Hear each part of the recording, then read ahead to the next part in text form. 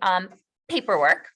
So what we're doing today is I'm going to kind of go through the process and give you some information about the gifted education program in Prince William County.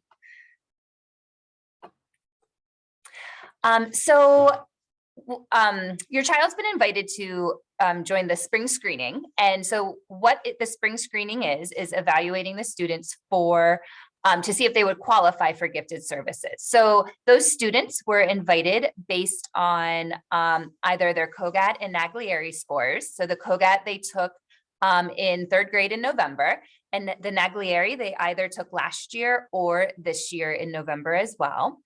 They may have participated in our early talent development program.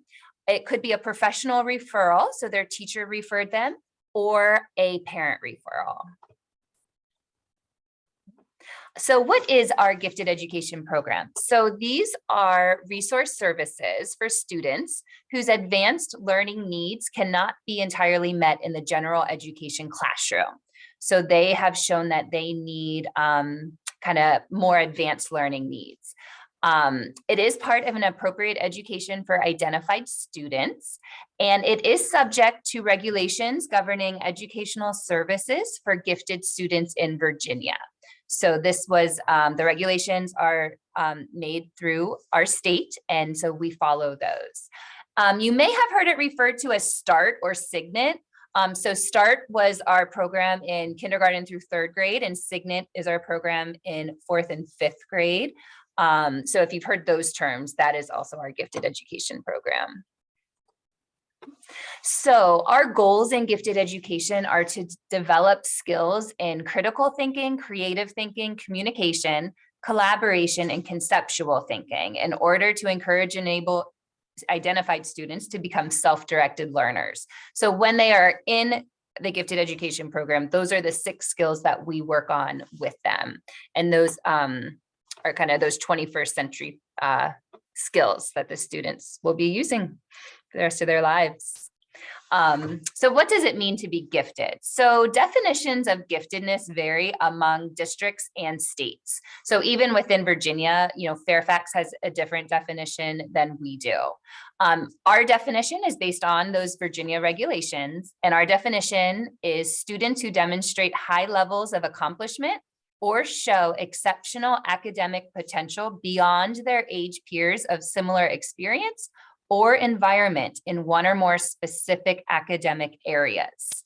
So when a child is not found eligible for services, that means we don't currently have sufficient evidence that shows that they require services beyond what is provided to them in the regular classroom. However, needs can change over time. So there might be some more evidence that they have in a year or two that show that they, might qualify at that point. When we look at students, we use a multi-criteria identification process. So what that means is in kindergarten through 5th grade, students may be found eligible for gifted education services in language and/or math. So it could be language, it could be math, or it could be both of those. The resource services at the elementary level are the same regardless of the area of identification. So for example, the language students aren't pulled and then math are pulled separately. All the students are pulled together. And we use a wide variety of data in the identification process. And I'll go over that in a little bit. And no single piece of data may either include or exclude a student from the gifted education program. And that is why we use the multi-criteria for identification. So this is the process. So it starts with a referral. So like I said, that's either a professional referral, a parent, a student can refer themselves, or I can based off of the universal screening of the COGAT and Naglieri. Once the referral takes place, then we send home the permission to evaluate. So that was the envelope that you all received where it had the permission form in it, a letter explaining the process, as well as the parent report. And then once I receive the permission back, that's when we start collecting evidence. So we will use the aptitude test results. So those would be the COGAT and Naglieri. We'll look at their academic records, so their report card grades, the levels, their reading level, math level. You'll fill out a report as well as their teacher. And then we also look at student work products, student response, and their achievement data. So we collect all of that evidence. And then we have a profile development committee at our school at Mary Williams. So this includes an administrator, a school counselor, classroom teachers, and myself. And we also include specialists as needed. And what we do is we meet and review and evaluate all the evidence that we collected for each child. Then I take all that evidence to a district meeting, which we call the IDP committee.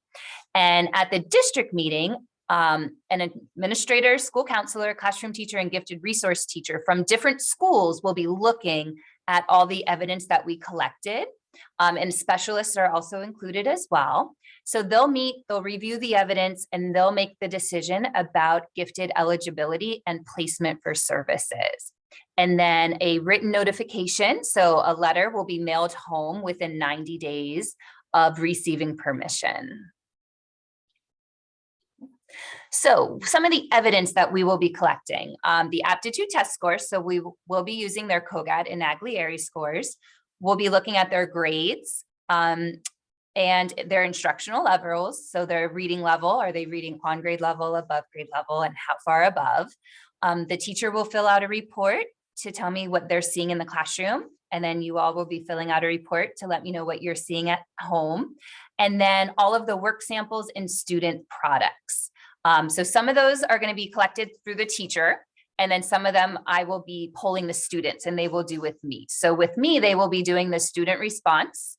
So it's kind of like an interview. They'll be answering some questions, a math packet, and then a controlled writing piece.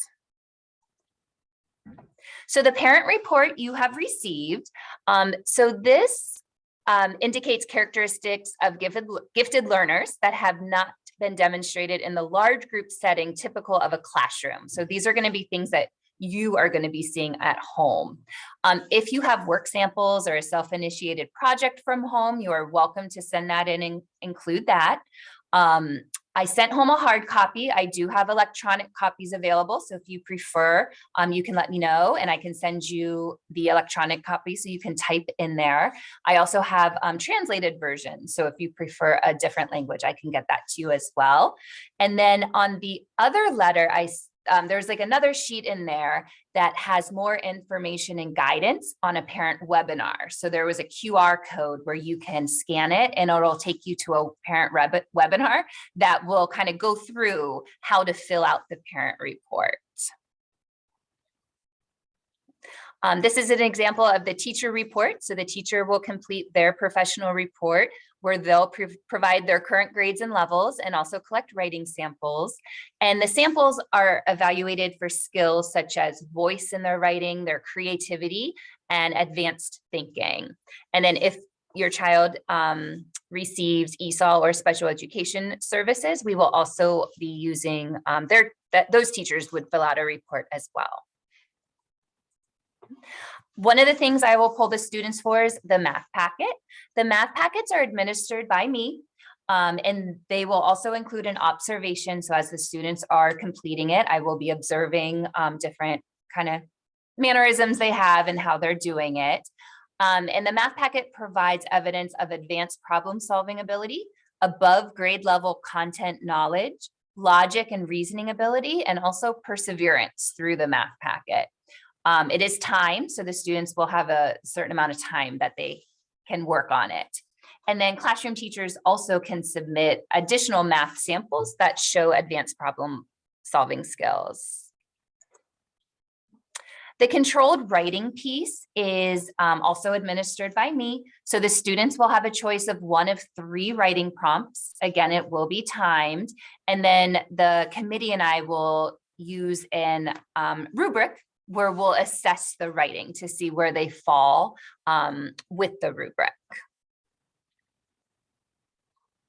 And then once all the information is collected, that's when we'll have the school level profile development committee meeting.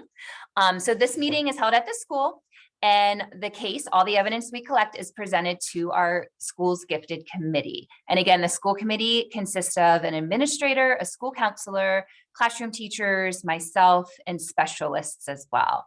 We'll discuss the case, we'll look at all the evidence, we're going to highlight all of the students' strengths of the learner. And this ensures that professionals who know both the student and the learning environment here at our school have an opportunity to provide any pertinent information. And then once that meeting is held, that's when we will be taking it to a division level meeting. And then the case will be presented to that what we call the IDP committee. So the student's case is read and evaluated by a different gifted resource teacher, a different administrator, a different school counselor, and a different classroom teacher. And then at that meeting, that is where a decision will be made. So these are the possible decisions for that. So a student may be found eligible for services, and then the committee will decide what services are required.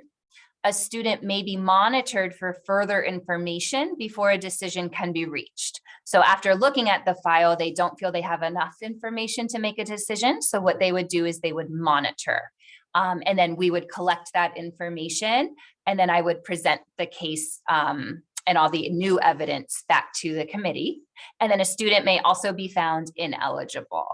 We also have an appeals. So if you all as a parent or a teacher wants to appeal the decision, you have 90 days to do that, or the case can be reopened at a later time.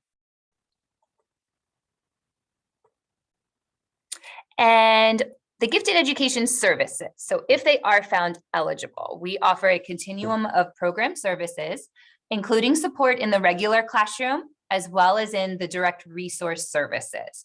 So the direct resource services would be, they come with me into my classroom, the gifted room. And then I support the classroom teacher to make sure that their needs are also met in the classroom. So if your child is found eligible, you will receive information about their specific area of identification, their services offered to your child, and then you'll also get a parent permission form. So you have to give us permission to pull them for their gifted services. And the services will begin next fall. So these will be for next year, starting in 4th grade. We also do a differentiated services plan. So we give that to you at the end of the 1st quarter, and that will detail the plan the classroom teacher and I have for meeting your child's educational needs. And once students are identified for gifted services, they are eligible from 4th grade through 12th grade. So they will not have to be reevaluated at any time. Once they are in and are found eligible, they will be in the gifted program until they graduate from high school. So in 4th and 5th grade, our services at Mary Williams, the students spend 225 minutes per week with me in the gifted resource room for most weeks in the school year. So we see them for a minimum of 28 times. So 225 minutes a week comes out to about a full day. So 1 day a week they will spend with me. During that day, we work on independent learning centers. We do long-term multidisciplinary units. They're given a variety of short-term problems to develop critical and creative thinking. And then, like I said earlier, I work with the classroom teacher to make sure that their needs are met in the classroom as well by differentiating their instruction as needed. So here's kind of the timeline we're at. So the permission for evaluation and parent reports are due March 4th or earlier if you have them ready. Between March and April, that's when I will be collecting all the evidence. So I will be polling the students to their math packet for their student response and for their controlled writing.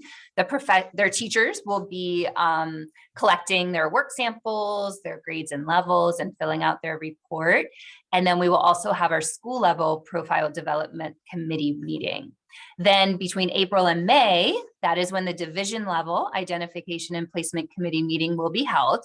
And then you will have a letter mailed home on May 27th. So May 27th, all letters will be mailed home, which will let you know what decision was determined. And then, like I said, there is a parent webinar. So it is available on the Prince William County YouTube channel. And this helps to navigate you through the gifted identification process, including some tips for writing your parent report.